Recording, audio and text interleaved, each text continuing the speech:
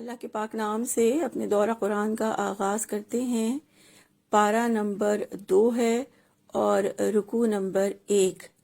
موضوع ہے تحویل قبلہ۔ رسول اللہ صلی اللہ علیہ وآلہ وسلم جب مکہ سے ہجرت کر کے مدینہ تشریف لائے تو آپ صلی اللہ علیہ وآلہ وسلم 16 یا 17 مہینے تک بیت المقدس کی جانب رخ کر کے نماز پڑھتے رہے تھے، لیکن آپ صلی اللہ علیہ وآلہ وسلم دل سے یہ چاہتے تھے کہ اللہ تعالیٰ قبلے کی تبدیلی کا حکم فرما دیں اور بیت المقدس کے بجائے بیت اللہ کو قبلہ مقرر فرما دیں۔ تو یہاں اس رکوع میں قبلے کی تبدیلی کا حکم ہے۔ اللہ تعالیٰ نے فرمایا بیت المقدس کی جگہ بیت اللہ کو قبلہ بنا لو، اور اس قبلہ بدلنے میں اہل کتاب کے لیے بہت امتحان تھا جو ایمان لے آئے تھے، کیونکہ بیت المقدس کو زیادہ عظمت والا اور زیادہ مقدس سمجھتے تھے۔ تو اللہ تعالیٰ نے فرمایا کہ اہل کتاب اس قبلے کی پیروی کے لیے تیار نہیں ہوں گے۔ یہودی قبلے کو جانتے تھے مگر حق کو چھپاتے تھے، یعنی ان کو پتا تھا کہ قبلہ اول بیت اللہ ہی ہے۔ تو اللہ تعالیٰ نے فرمایا کہ قبلے کے بارے میں کسی شک میں مبتلا نہ ہوں۔ مشرق، مغرب، شمال، جنوب سب اللہ ہی کے ہیں، اور اللہ تعالیٰ نے اس رکوع میں بتایا کہ جب قبلہ بدلا تو امامت بھی بدل گئی۔ اللہ تعالیٰ نے محمد صلی اللہ علیہ وآلہ وسلم کو اب لوگوں کا امام بنا دیا، آپ صلی اللہ علیہ وسلم کی امت کو امت وسط بنا دیا، اور اس امت کا کام یہ تھا کہ اللہ کا پیغام دنیا تک پہنچائیں۔ اللہ تعالیٰ نے مسلمانوں کو اللہ کا پیغام دنیا تک پہنچانے کے لیے درمیانی وسیلہ بنایا کہ اب اللہ تعالیٰ کی ہدایات اور احکامات کے لیے امت مسلمہ سارے انسانوں اور تمام انسانیت تک اس پیغام کو پہنچائیں گے۔ اللہ تعالیٰ نے اس رکوع میں یہ فرمایا کہ آخرت میں اللہ کے رسول صلی اللہ علیہ وآلہ وسلم سے بھی یہ گواہی لی جائے گی کہ کیا پیغام پوری دنیا تک پہنچا دیا تھا، اور آخرت میں ہم سے بھی یہ گواہی لی جائے گی کہ جو پیغام رسول اللہ صلی اللہ علیہ وآلہ وسلم نے ہمیں پہنچایا تھا کیا ہم نے اس کو آگے پہنچایا، یا ہم نے اس کو آگے پہنچانے میں کوئی کمی تو نہیں کی۔ اور اللہ تعالیٰ نے یہ بھی واضح فرمایا کہ اللہ تعالیٰ ایمان کو ہرگز ضائع نہیں کرتا۔ اللہ تعالیٰ لوگوں کے حق میں نہایت شفیق اور رحیم ہے، اور اللہ تعالیٰ انسانوں کے کاموں سے غافل نہیں ہے۔ تو ہم نے اس رکوع سے اپنے لیے کیا لیا کہ اللہ کی زمین پر ہر جگہ، ہر مقام پر، ہر حالت میں اپنی زبان سے اور اپنے عمل سے حق کی گواہی دینی ہے انشاءاللہ۔ رکوع نمبر 2 ہے اور موضوع ہے بیت اللہ۔ اللہ تعالیٰ نے رکوع کی ابتدا میں بیت اللہ کے لیے فرمایا کہ تم جہاں کہیں بھی ہو، دنیا کے کسی حصے میں بھی ہو، عبادت کے لیے اپنا رخ تم بیت اللہ ہی کی طرف کرو گے۔ اللہ تعالیٰ نے قیامت تک کے لیے اسے قبلہ مقرر کر دیا ہے، نماز کے لیے، اطاعت کے لیے، تاکہ تم جاہلیت کے طور طریقے چھوڑ دو، اور یہ قبلہ ہے قیامت تک انسانوں کی رہنمائی کے لیے۔ پھر رکوع کے اگلے حصے میں اللہ تعالیٰ نے رسول اللہ صلی اللہ علیہ وآلہ وسلم کو مبعوث کرنے اور ان کی ذمہ داریوں کے بارے میں فرمایا کہ اللہ تعالیٰ نے رسول اللہ صلی اللہ علیہ وآلہ وسلم کو اس لیے مبعوث فرمایا تاکہ وہ سب کو اللہ کی آیات تلاوت کر کے سنائیں، کتاب کی تعلیم دیں، حکمت کی تعلیم دیں، اور انسانی نفوس کو پاک کریں، یعنی تزکیہ نفس کریں۔ اور فرمایا کہ رسول انسانوں کو وہ کچھ سکھاتے تھے جو انسان نہیں جانتے تھے۔ پھر فرمایا کہ اللہ کو یاد رکھو، جو اللہ کو یاد رکھتا ہے اللہ بھی اسے یاد رکھتا ہے، اور فرمایا اللہ کا شکر ادا کرو اور کفران نعمت یعنی ناشکری نہ کرو۔ قرآن پاک میں اللہ تعالیٰ نے شکر ادا کرنے پر بہت زور دیا ہے، اور اللہ تعالیٰ کا یہ شکوہ ہے قرآن پاک میں متعدد جگہ کہ لوگ میرا شکر کیوں ادا نہیں کرتے۔ اللہ کے رسول صلی اللہ علیہ وآلہ وسلم نے فرمایا الحمدللہ کہنا میزان کو بھر دیتا ہے، تو اس لیے ہمیں کثرت سے اللہ کی نعمتوں کو یاد کر کے اللہ کا شکر ادا کرنا چاہیے۔ اور فرمایا جو اللہ سے ڈر کر زندگی گزارتے ہیں انہی کے لیے نعمتیں اور کامیابیاں ہیں۔ تو اس رکوع سے ہم نے اپنے لیے کیا لیا کہ کثرت کے ساتھ اللہ کا ذکر کرنا ہے اور اللہ کی نعمتوں کا شکر ادا کرتے رہنا ہے انشاءاللہ۔ رکوع نمبر 3 ہے اور موضوع ہے صبر اور نماز۔ اس رکوع میں اللہ تعالیٰ نے منصب امامت کی ذمہ داریوں کو پورا کرنے کے لیے امت مسلمہ کو کچھ ہدایات دی ہیں۔ سب سے پہلے تو فرمایا کہ ہر مشکل میں صبر اور نماز سے کام لینا ہے۔ پھر فرمایا کہ جو لوگ اللہ کی راہ میں شہید ہو جائیں اور انہیں مردہ نہ کہو، مگر ان کی زندگی کی کیفیت کو تم سمجھ نہیں سکتے۔ پھر فرمایا کہ اسلامی نظام کو قائم کرنے کی کوشش کرنی ہے، اپنے دل کو اللہ تعالیٰ کے لیے خالص کرنا ہے، امت کا دل اللہ سے جوڑنا ہے اور نقصانات برداشت کرنے کا حوصلہ پیدا کرنا ہے، کیونکہ اللہ تعالیٰ آزمائیں گے خوف سے، بھوک سے، جان اور مال کے خسارے سے۔ تو بھوک برداشت کرنے کا حوصلہ پیدا کرنا ہے، خوفناک حالات کو فیس کرنے کا حوصلہ پیدا کرنا ہے اور تمام کاموں میں اللہ اور اللہ کے رسول کی طرف رجوع کرنا ہے اور صرف اللہ کی رضا کے حصول کے لیے نیکی کے کام کرنے ہیں۔ پھر فرمایا صفا اور مروہ صبر کی نشانیوں میں سے ہیں، یعنی اللہ کی نشانیاں ہیں۔ پھر فرمایا سارے جہانوں تک اللہ کی تعلیمات کو اور احکامات کو پہنچانا ہے اور جو انہیں چھپائے گا اس پر اللہ کی لعنت ہے۔ پھر فرمایا کہ اللہ کے سوا کوئی معبود نہیں، اسی لیے اللہ کے لیے دل کو خالص کرنا ہے، ساری امت کا دل اسی سے جوڑنا ہے۔ اور فرمایا اللہ درگزر کرنے والا اور رحم کرنے والا ہے، رحمان اور رحیم کے سوا کوئی خدا نہیں ہے۔ تو اس رکوع سے ہم نے اپنے لیے کیا لیا کہ ہر مشکل پریشانی میں صبر اور نماز سے مدد مانگنی ہے انشاءاللہ، یعنی صبر کے ساتھ نماز ادا کرنی ہے اور نماز میں اللہ سے مدد کی درخواست کرنی ہے انشاءاللہ۔ رکوع نمبر 4 ہے اور موضوع ہے اہل ایمان کی اللہ سے محبت۔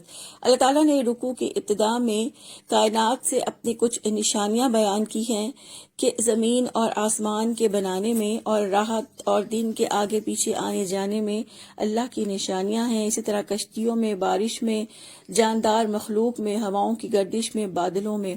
یہ سارے اختیارات صرف اللہ کے پاس ہیں، ساری طاقت، ساری قوت اور سارے اختیارات کا مالک صرف اللہ ہے۔ پھر فرمایا جو اللہ کو چھوڑ کر دوسروں کا شریک بناتے ہیں وہ کیوں اللہ کو ان کا مد مقابل ٹھہراتے ہیں، اور پھر اللہ نے فرمایا کہ وہ ان سے اللہ جیسی محبت کرتے ہیں۔ اور ایسے لوگوں کا انجام بتاتے ہوئے اللہ تعالیٰ نے فرمایا کہ جو لوگ اللہ کو چھوڑ کر دوسروں سے محبت رکھتے ہیں اور دوسروں پر توکل کرتے ہیں اور دوسروں سے امیدیں باندھتے ہیں، آخرت میں ان کے یہ رہنما ان سے اظہار بیزاری کریں گے اور آخرت میں پھر یہ ایک موقع مانگیں گے تاکہ یہ بھی اپنے شریکوں سے اظہار بیزاری کر سکیں۔ اللہ تعالیٰ فرماتے ہیں کہ آخرت میں یہ اپنے اعمال پر حسرت سے ہاتھ ملیں گے مگر اللہ کے عذاب سے نکلنے کا کوئی راستہ نہیں پائیں گے۔ پھر اللہ تعالیٰ نے اہل ایمان کی خصوصیات بیان کرتے ہوئے فرمایا کہ ایمان والے تو اللہ کی نشانیوں پر غور و فکر کرتے ہیں اور وہ صرف اور صرف اللہ سے شدید محبت رکھتے ہیں۔ اور فرمایا کہ جو لوگ اللہ کے ساتھ شریک ٹھہراتے ہیں اللہ تعالیٰ انہیں سزا دینے میں بہت سخت ہے۔ تو اس رکوع سے ہم نے اپنے لیے کیا لیا کہ اللہ کی نشانیوں پر غور و فکر کرنا ہے اور اللہ سے محبت کرنی ہے انشاءاللہ۔ رکوع نمبر 5 ہے اور موضوع ہے حلال و حرام کے احکامات۔ اللہ تعالیٰ نے اس رکوع کی ابتدا میں فرمایا کہ حلال اور پاکیزہ چیزیں کھاؤ اور شیطان کے پیچھے نہ لگو، کیونکہ حرام شیطان کا راستہ ہے اور شیطان کا راستہ بدی کا راستہ ہے، بے حیائی کا راستہ ہے، یہ اللہ پر الزام کا راستہ ہے۔ حلال اور حرام کے حوالے سے اللہ کے رسول صلی اللہ علیہ وآلہ وسلم نے فرمایا کہ حرام مال سے پرورش پایا ہوا جسم جنت میں نہیں جائے گا۔ اسی طرح ایک اور حدیث میں فرمایا کہ اے لوگو اللہ پاک ہے اور صرف پاک مال سے ہی صدقہ قبول کرتا ہے۔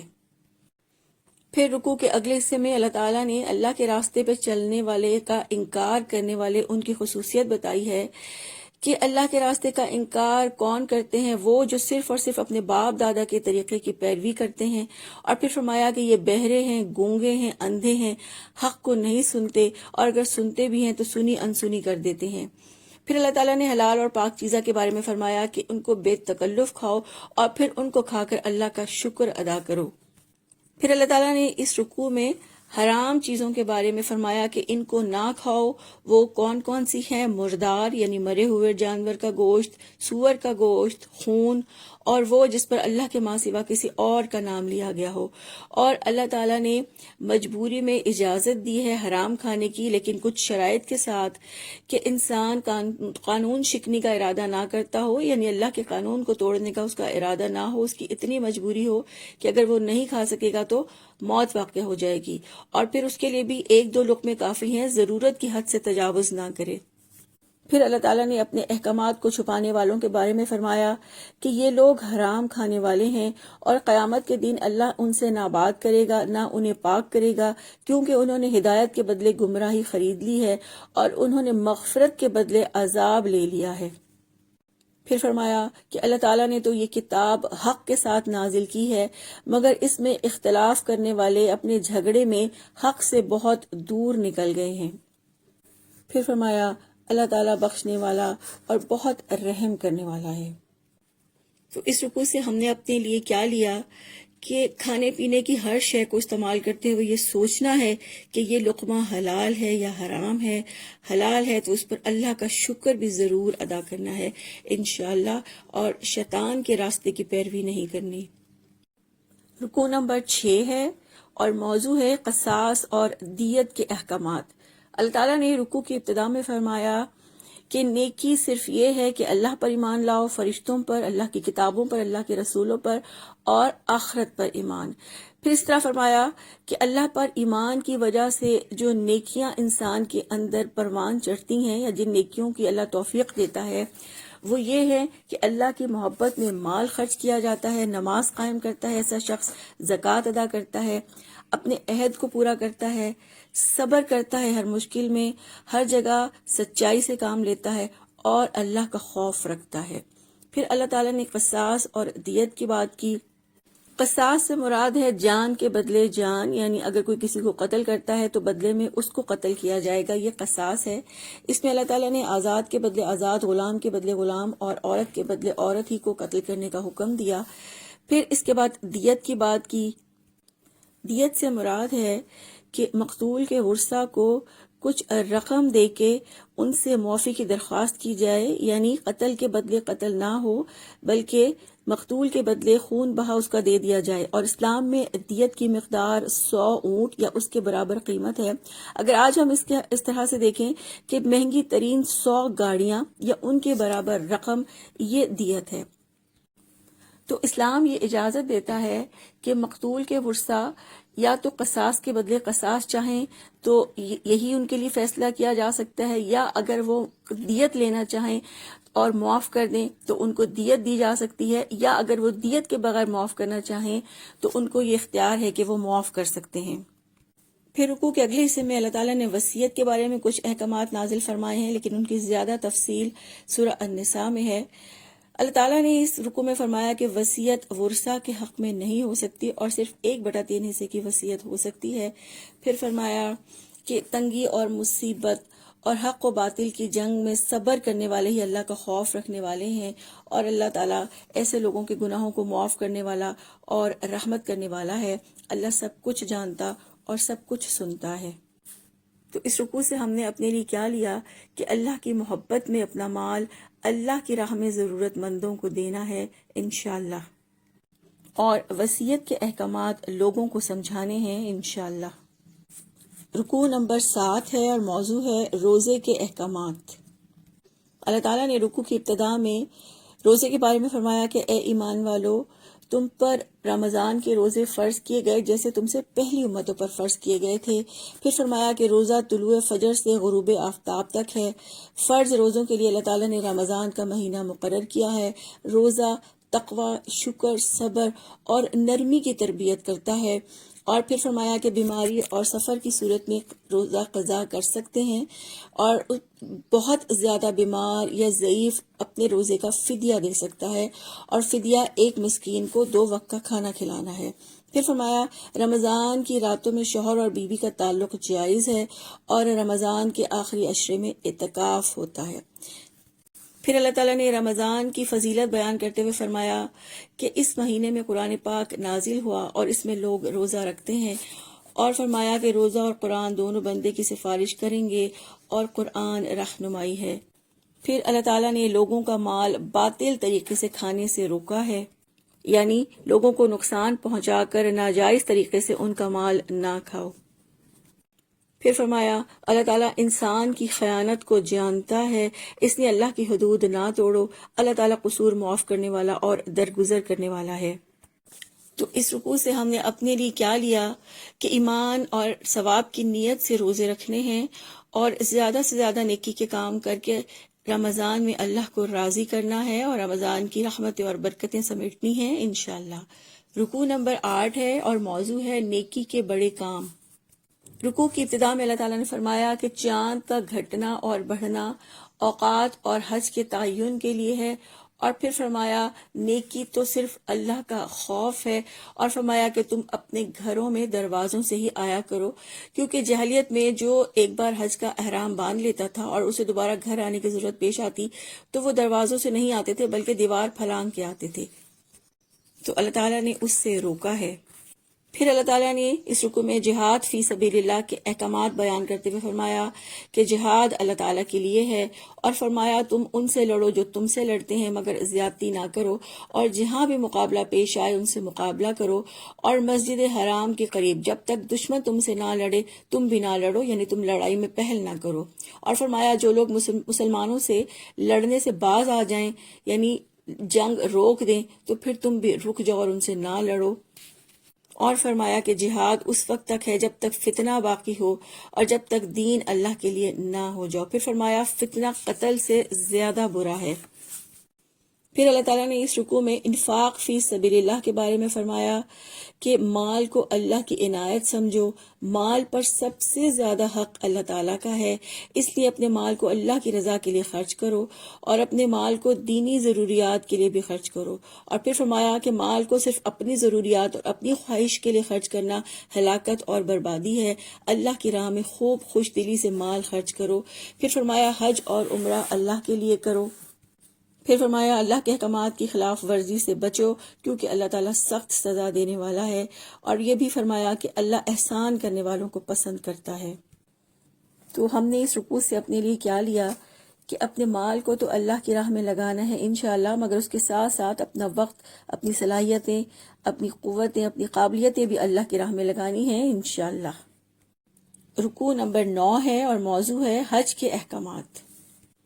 اللہ تعالیٰ نے اس رکوع کی ابتدا میں حج کے بارے میں احکامات دیتے ہوئے فرمایا کہ حج میں شہوانی فعل، بد عملی، لڑائی جھگڑا نہ کریں، اور حج کے لیے نکلتے ہوئے اپنی ضرورت کا سامان یعنی زاد راہ ساتھ لے لیں، اور فرمایا بہترین زاد راہ تقویٰ ہے۔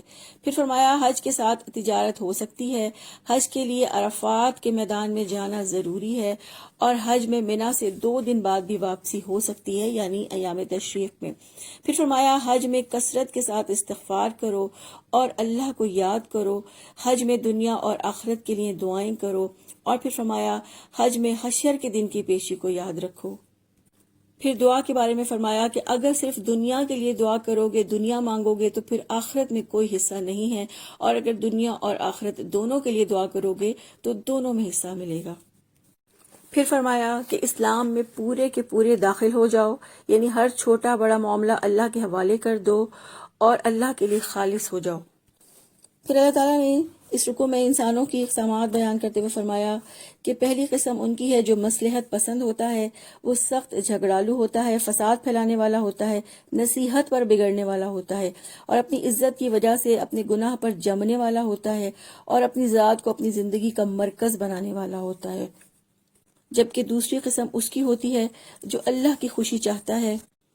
ایسا شخص اپنی عادات کو چھوڑ کر اللہ کی پسندیدہ عادات اپناتا ہے، اپنے خیالات کو چھوڑ کر اللہ کی باتوں کو قبول کرتا ہے، اپنا مال اللہ کے حوالے کرتا ہے، اور اسلام میں یکسو ہو کر پورا کا پورا داخل ہو جاتا ہے۔ اور فرمایا کہ اگر شیطان وسوسہ ڈالے تو یاد رکھو کہ سارے معاملات تو اللہ کے حضور پیش ہونے ہیں، اور ایک روز اللہ کے حضور پیشی ہونی ہے۔ اللہ فساد کو ہرگز پسند نہیں کرتا۔ اللہ تعالیٰ سب پر غالب، حکیم اور دانا ہے۔ تو اس رکوع سے ہم نے اپنے لیے کیا لیا کہ حق کی نصیحت کو قبول کرنا ہے، نصیحت کو اپنی ذات اور عزت کے خلاف نہیں سمجھنا، برا نہیں منانا، اور نصیحت کرنے والے کو اپنا مخلص سمجھنا ہے انشاءاللہ، اور اسلام میں پورے کا پورا داخل ہو جانا ہے انشاءاللہ۔ رکوع نمبر 10 ہے اور موضوع ہے اختلافات۔ اللہ تعالیٰ نے اس رکوع میں اہل کتاب کے اختلافات کی حقیقت کو بیان کرتے ہوئے فرمایا کہ بنی اسرائیل سے پوچھ لیں کہ اختلاف انہی لوگوں نے کیا جنہیں کتاب دی گئی تھی، اور پھر فرمایا کفر دنیا سے محبت کا نام ہے اور آخرت میں ایمان والے ہی عالی مقام ہوں گے۔ فرمایا کہ ابتدا میں سب لوگ ایک تھے، ابتدا میں لوگوں کو حق کا پتہ نہ تھا، تو ہدایت آنے کے بعد انہوں نے اختلاف کیا اور آپس میں زیادتی اور بغض کی وجہ سے اختلاف کیا۔ پھر جنت کے بارے میں اللہ تعالیٰ نے فرمایا کہ جنت کا راستہ مصیبتوں، سختیوں اور آزمائشوں کا راستہ ہے اور جنت ثابت قدمی کا صلہ ہے۔ پھر صدقے کے بارے میں فرمایا کہ مال کس کو دیں یا کس پر خرچ کریں، سب سے پہلے والدین پر، رشتہ داروں پر، مساکین پر، یتیم پر، مسافر پر۔ پھر قتال کے بارے میں فرمایا کہ اللہ نے قتال کو واجب قرار دیا، اگرچہ تمہیں یہ برا لگتا ہے مگر تمہارے حق میں یہ اچھا ہے۔ پھر فرمایا اللہ تعالیٰ انبیاء پر ایمان لانے والوں کو اپنے حکم سے حق کا راستہ دکھاتے ہیں، اللہ تعالیٰ کی مدد قریب ہے، جو بھلا انسان کرتا ہے اللہ تعالیٰ اس سے باخبر ہوتے ہیں، انسان کے لیے کیا اچھا ہے اور کیا برا ہے اللہ جانتا ہے، انسان نہیں جانتا۔ تو اس رکوع سے ہم نے اپنے لیے کیا لیا؟ اللہ کی راہ میں دل کھول کر صدقہ کرنا ہے اور ہر اچھا کام کرتے ہوئے یہ محسوس کرنا ہے کہ یہ مجھے جنت میں لے کے جائے گا انشاءاللہ۔ رکوع نمبر 11 ہے اور موضوع ہے احکامات اسلام۔ اس رکوع کی ابتدا میں اللہ تعالیٰ نے حرمت والے مہینوں کا ذکر کرتے ہوئے فرمایا کہ حرمت والے مہینوں میں قتال کرنا کبیرہ گناہ ہے، تاہم اللہ کی راہ سے روکنا، اس کا انکار کرنا، مسجد حرام سے روکنا اور اس کے رہنے والوں کو یہاں سے نکالنا اللہ تعالیٰ کے نزدیک اس سے بھی زیادہ بڑا گناہ ہے۔ اور پھر فرمایا فتنہ قتل سے بھی زیادہ بڑا گناہ ہے۔ پھر مرتد کے بارے میں فرمایا کہ جو اسلام سے پھر جائے اور مرتد ہو جائے اس کی دنیا اور آخرت دونوں ضائع ہو جاتے ہیں اور وہ ہمیشہ ہمیشہ جہنم میں رہنے والا ہے۔ پھر ایمان والوں کی خصوصیات بیان کرتے ہوئے فرمایا کہ ایمان والے وہ ہیں جو اللہ کی راہ میں ہجرت کرتے ہیں، جو جہاد فی سبیل اللہ کرتے ہیں اور جو اللہ کی رحمت کے امیدوار ہیں۔ پھر شراب اور جوئے کے حکم کے بارے میں فرمایا کہ اس میں کچھ فائدے بھی ہیں لیکن اس کا گناہ اس کے فائدے سے زیادہ ہے۔ یہ اللہ تعالیٰ کی بہت بڑی حکمت ہے کہ جس معاشرے میں شراب پانی کی طرح پی جاتی تھی وہاں اللہ تعالیٰ نے ایک دم سے شراب کو حرام نہیں قرار دیا بلکہ بتدریج شراب کی حرمت کے احکامات نازل ہوئے اور یہ پہلا حکم تھا۔ پھر رکوع کے اگلے حصے میں فرمایا کہ جو بھی تمہارے پاس ضرورت سے زائد ہو اسے اللہ کی راہ میں خرچ کر دو۔ پھر یتیموں کے بارے میں فرمایا کہ جس میں بھی یتیموں کی بھلائی ہو وہی طرز عمل اختیار کرو۔ پھر مشرک سے نکاح کے بارے میں فرمایا کہ مشرکہ عورت سے نکاح نہ کرو جب تک وہ ایمان نہ لے آئے، فرمایا مشرک دوزخ کی طرف لے جاتے ہیں۔ پھر فرمایا اللہ تعالیٰ صاف صاف اپنے احکامات بیان کرتے ہیں تاکہ انسان اپنی دنیا اور آخرت کی فکر کریں۔ اللہ تعالیٰ اپنے حکم سے جنت اور مغفرت کی طرف بلاتا ہے۔ اللہ تعالیٰ اپنے احکامات واضح طور پر لوگوں کے سامنے بیان کرتا ہے، توقع ہے کہ وہ نصیحت قبول کر لیں گے، سبق لیں گے۔ اور اللہ تعالیٰ صاحب اختیار ہونے کے ساتھ ساتھ صاحب حکمت بھی ہے۔ تو اس رکوع سے ہم نے اپنے لیے کیا لیا کہ مصیبتوں، سختیوں اور آزمائشوں میں صبر کرنا ہے اور یتیموں پر شفقت اور مہربانی کرنی ہے انشاءاللہ۔ رکوع نمبر 12 ہے اور موضوع ہے خاندانی زندگی کے احکامات۔ رکوع کی ابتدا میں اللہ تعالیٰ نے حیض کے احکامات بیان کیے، فرمایا حیض گندگی کی حالت ہے اور مرد عورت سے اس حالت میں تعلق قائم نہیں کرے گا اور پاکی کا غسل کرنے کے بعد ہی ازدواجی تعلق قائم ہو سکتا ہے۔ پھر فرمایا عورت مرد کے لیے قیمتی اثاثہ ہے، فطری طور پر اپنی بیوی سے تعلق جیسے چاہے رکھیں، اپنی نسل کے اخلاق اور ان کی تربیت کی فکر کریں اور اللہ تعالیٰ سے ڈر کر رہیں۔ پھر قسم کے بارے میں بیان کرتے ہوئے فرمایا کہ بھلائی کے کاموں سے باز رکھنے کے لیے قسم نہ کھاؤ، بے معنی قسموں پر اللہ گرفت نہیں کرے گا مگر سچے دل سے کھائی جانے والی قسموں پر مواخذہ ہوگا۔ پھر ایلا کے احکامات بیان کیے، مرد نے عورت سے تعلق نہ رکھنے کی قسم کھائی ہو تو اسے ایلا کہتے ہیں، اس کی مدت 4 ماہ ہے، اس میں اگر میاں بیوی آپس میں رجوع کریں تو ان پر معافی ہے اور 4 ماہ اگر گزر جائیں تو پھر طلاق واقع ہو جائے گی۔ پھر اللہ تعالیٰ نے طلاق کی عدت کے احکامات بیان کیے، فرمایا طلاق کی عدت 3 حیض یا 3 طہر ہے اور اگر عدت کی حالت میں حمل ہو تو اس کو چھپانا نہیں چاہیے اور پہلی اور دوسری طلاق کے بعد شوہر رجوع کرنا چاہیں تو وہ حق رکھتے ہیں، انہیں انکار نہ کیا جائے۔ پھر حقوق کے بارے میں فرمایا کہ عورتوں کے بھی معروف طریقے پر ویسے ہی حقوق ہیں جیسے مردوں کے۔ اس رکوع میں اللہ تعالیٰ نے واضح فرمایا کہ اللہ تعالیٰ ساری باتیں سنتا اور سب کچھ جانتا ہے. اللہ تعالیٰ بہت درگزر کرنے والا بردبار ہے. اللہ سب پر غالب اقتدار رکھنے والا حکیم اور دانا ہے. تو اس رکوع سے ہم نے اپنے لیے کیا لیا کہ ہر حیثیت میں اللہ تعالیٰ کا فرما بردار بن کر رہنا ہے، اور عورت ہونے کے ناطے ہر حیثیت میں اپنے حقوق و فرائض کو جاننا اور سمجھنا ہے. رکوع نمبر 13 ہے اور موضوع ہے طلاق کے مسائل. اس رکوع میں اللہ تعالیٰ نے طلاق کے احکامات بیان کرتے ہوئے فرمایا کہ طلاق 2 بار ہے، یعنی طلاق کے بعد 2 بار رجوع کیا جا سکتا ہے. پہلی طلاق کے بعد اور دوسری طلاق کے بعد شوہر کو حق ہے کہ وہ بیوی سے رجوع کرے بغیر حلالے کے، لیکن 3 طلاقوں کے بعد بیوی مکمل طور پر اس کے لیے حرام ہو جاتی ہے اور رجوع کرنے کا حق نہیں رہتا. پھر فرمایا رجوع کرنے کا حق ستانے کے لیے نہ کریں، اور طلاق کے بعد رخصت کرتے ہوئے تحفے واپس نہیں لینے. پھر خلا کے بارے میں فرمایا کہ عورت اگر اپنے شوہر کے ساتھ نہ رہنا چاہے تو وہ حق مہر واپس کر کے یا کچھ معاوضہ دے کر علیحدگی لے سکتی ہے. پھر حلالے کے احکامات بیان کرتے ہوئے فرمایا کہ 3 طلاقوں کے بعد اگر نکاح کرنا چاہیں تو عورت سے نکاح نہیں ہو سکتا جب تک کہ دوسرے مرد سے نکاح نہ ہو اور وہ اسے طلاق دے. پھر اس کی عدت کے بعد نکاح ہو سکتا ہے. یہاں یہ بات بھی ذہن میں رکھیں کہ ہمارے ہاں جو باقاعدہ منصوبہ بنا کر باقاعدہ پلاننگ سے جو حلالہ کروایا جاتا ہے، اسلام میں اس کی کوئی گنجائش نہیں ہے کہ اگر شوہر بیوی کو طلاق دے دے اور پھر اس متعلقہ کا کسی دوسری مرد سے نکاح کروایا جائے تاکہ وہ اسے کچھ دنوں کے بعد طلاق دے اور عدت کے بعد پھر وہ اپنے پہلے شوہر سے نکاح کر سکے. تو اس طرح باقاعدہ پلاننگ کے تحت حلالہ کروانا اسلام میں جائز نہیں ہے. رسول اللہ صلی اللہ علیہ وآلہ وسلم نے اس طرح حلالہ کرنے والے اور کروانے والے پر اللہ کی لعنت کی ہے. اور یہ ہو سکتا ہے کہ متعلقہ عورت جب کسی دوسرے مرد سے شادی کر لے اور پھر وہ مرد یا تو فوت ہو جائے یا اس کو طلاق دے دے تو پھر وہ اپنے پہلے شوہر کے لیے حلال ہو سکتی ہے. پھر فرمایا اللہ تعالیٰ کی آیات کو کھیل نہ بناؤ. اللہ تعالیٰ نے جس نعمت عظمیٰ سے نوازا اسے مت بھولو. اللہ تعالیٰ کی نصیحت ہے کہ جو کتاب اور حکمت تم پر نازل کی ہے اس کا احترام کرو. اللہ سے ڈرو کیونکہ اللہ کو ہر بات کی خبر ہے. اس رکوع سے ہم نے اپنے لیے کیا لیا کہ طلاق کے احکامات لوگوں کو سمجھانے ہیں اور اللہ تعالیٰ کے بنائے ہوئے ہر قانون کے لیے دل میں محبت سے گنجائش پیدا کرنی ہے انشاءاللہ. رکوع نمبر 14 ہے اور موضوع ہے خاندانی نظام کی اصلاح کے احکامات. رکوع کی ابتدا میں اللہ تعالیٰ نے طلاق کے احکامات بیان کرتے ہوئے فرمایا کہ پہلی اور دوسری طلاق کے بعد عدت گزرنے کے بعد عورت اپنے شوہر سے نکاح کرنا چاہے تو گھر والے رکاوٹ نہ بنے. اس کا مطلب یہ ہے کہ طلاق کی عدت 3 ماہ ہے. اگر شوہر نے 1 طلاق دی اور عدت 3 ماہ کی گزر گئی اور اگر میاں اور بیوی آپس میں اکٹھا رہنا چاہیں تو دونوں آپس میں نکاح کر سکتے ہیں. نیا نکاح ہوگا نئے مہر کے ساتھ بغیر حلالے کے. اسی طرح دوسری طلاق کے بعد بھی یہی 3 ماہ اگر عدت کے گزر جائیں اور عورت اور شوہر اکٹھے رہنا چاہیں تو وہ نیا نکاح نئے مہر کے ساتھ کر سکتے ہیں.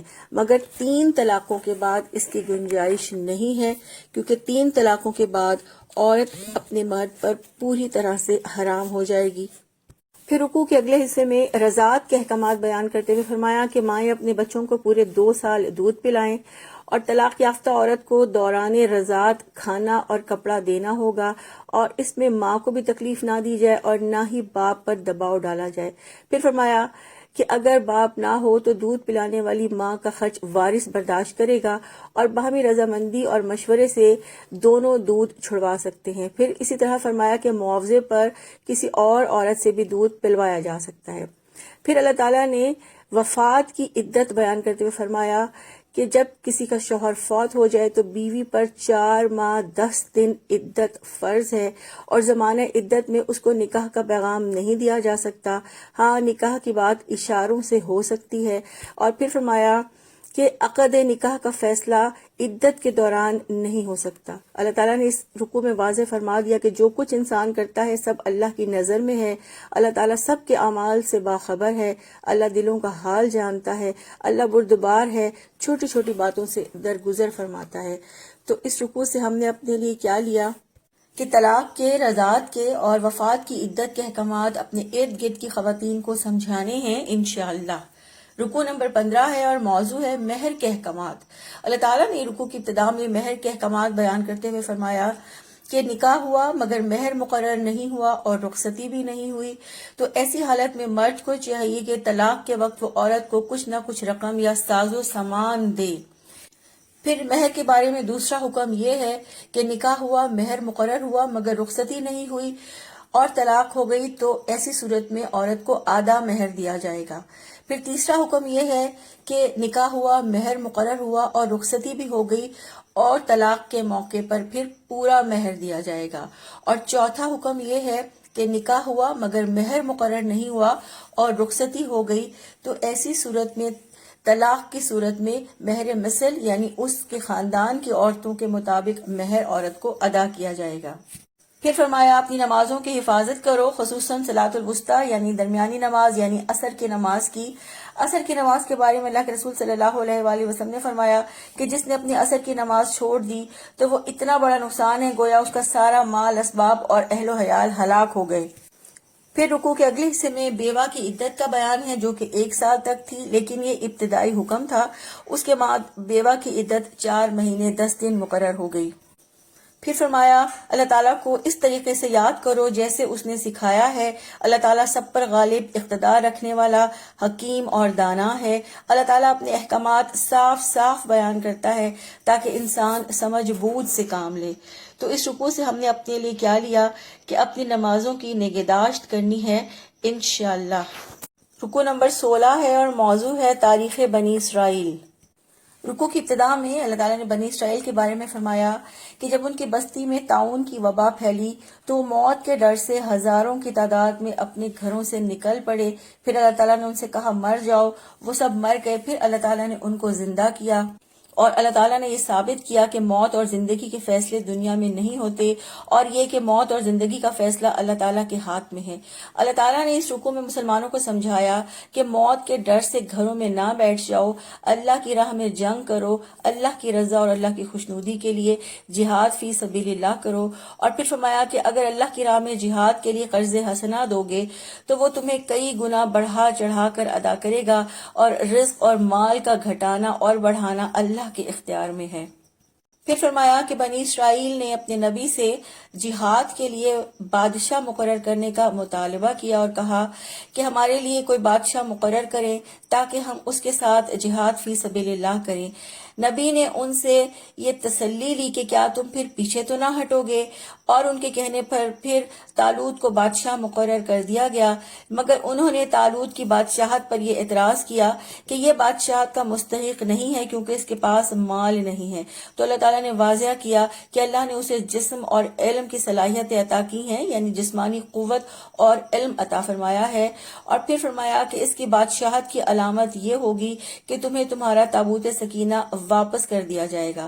اللہ تعالیٰ نے واضح فرمایا کہ اللہ سننے والا جاننے والا ہے، اور اللہ تعالیٰ قرض حسنہ کو کئی گنا بڑھا چڑھا کر واپس کرنے والا ہے، اور یہ کہ لوٹ کے اللہ ہی کی طرف جانا ہے۔ اللہ تعالیٰ ایک ایک ظالم کو جانتا ہے، اللہ کو اختیار ہے کہ وہ جسے چاہے بادشاہت دے دے۔ اللہ تعالیٰ بڑی وسعت رکھتا ہے اور سب کچھ اس کے علم میں ہے۔ تو اس رکوع سے ہم نے اپنے لیے کیا لیا کہ اللہ تعالیٰ کو قرض حسنہ دینا ہے اور دوسروں کو بھی اس کی ترغیب دلانی ہے انشاءاللہ۔ رکوع نمبر 17 ہے اور موضوع ہے بنی اسرائیل کی آزمائش۔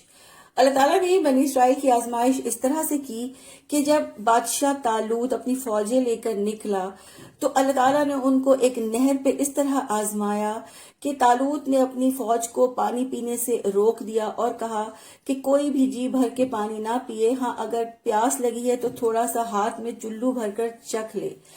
پھر فرمایا کہ ان میں سے تھوڑے لوگوں کے سوا سب نے پانی پی لیا، اور کچھ لوگ ایمان والے تھے جنہوں نے پانی نہ پیا، اور پھر اس طرح جس نے جی بھر کے پانی پیا تھا اس کے اندر سستی اور کاہلی آ گئی اور فوجوں سے مقابلہ کرنے کی طاقت نہ رہی۔ تو جن لوگوں کو اللہ کی ملاقات کا یقین تھا انہوں نے اپنے ان ساتھیوں کو تسلی دی اور انہیں سمجھایا کہ اللہ کے حکم سے قلیل گروہ بڑے گروہ پر غالب آئے گا، اور پھر انہوں نے اللہ سے دعا کی کہ اللہ ہم پر صبر کا فیضان کر دے، ہمارے قدم جما دے اور ہمیں فتح عطا فرما۔ اور پھر اس جنگ میں داؤد علیہ السلام نے اپنے دشمن جالوت کو قتل کر دیا، پھر اللہ تعالیٰ نے داؤد علیہ السلام کو سلطنت اور حکمت سے نوازا اور فرمایا کہ اللہ تعالیٰ فساد کو دور کرنے کے لیے ایک گروہ کو دوسرے گروہ پر ہٹاتا رہتا ہے۔ پھر فرمایا یہ اللہ کی آیات ہیں، اللہ تعالیٰ سنا رہے ہیں اور آپ صلی اللہ علیہ وآلہ وسلم یقیناً رسولوں میں سے ہیں۔ اس رکوع میں اللہ تعالیٰ نے وضاحت کر دی کہ اللہ ہی سلطنت اور حکمت سے نوازنے والا ہے، اللہ تعالیٰ ہی جس چیز کا چاہتا ہے علم عطا فرماتا ہے، اور اللہ تعالیٰ صبر کرنے والوں کے ساتھ ہے، اور ایک دن سب نے اللہ سے ملاقات کرنی ہے۔ تو اس رکوع سے ہم نے اپنے لیے کیا لیا کہ خود بھی یہ یقین رکھنا ہے کہ اللہ تعالیٰ صبر کرنے والوں کے ساتھ ہے، اور دوسروں کو بھی یہ سمجھانا ہے کہ اللہ صبر کرنے والوں کے ساتھ ہے انشاءاللہ۔ یہ تھا پارہ نمبر 2۔ اللہ تعالیٰ سے دعا ہے اللہ تعالیٰ ہمیں اس پارے کا سچا اور صحیح فہم عطا فرمائے اور اسے بہترین طریقے سے سیکھنے والا، سکھانے والا اور آگے پہنچانے والا بنا دیں، اور اس کے احکامات پر سچے دل سے عمل کرنے کی توفیق عطا فرمائیں۔ سبحانک اللہم و بحمدک، نشہد ان لا الہ الا انت، نستغفرک و نتوب الیک۔